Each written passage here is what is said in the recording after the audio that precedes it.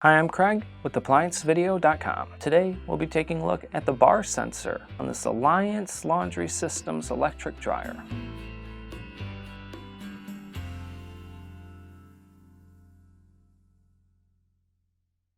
Stop. Before beginning any repair, always be sure to disconnect the power to the appliance. It is also recommended to test the outlet for the proper voltage. The main reasons why you'd be replacing your bar sensor would be if a piece of clothing has went around, caught it, and broke it off. It could be poorly heating and taking a long time, or it may be shutting off in the middle of the cycle thinking that it's done.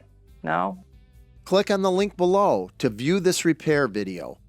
ApplianceVideo.com guides you step by step, giving you the confidence to avoid recalls and callbacks, also saving time on repairs. Whether you're up against an uncommon repair or the latest appliance on the market, our videos have been created with you in mind. Our growing library of videos have been produced using our factory-certified technicians who have extensive infield experience over the past 30 years. ApplianceVideo.com provides high-quality repair videos that anyone can follow, regardless of their skill level. We are here to help. Click on the link below to view this repair video and let us help you do it right the first time.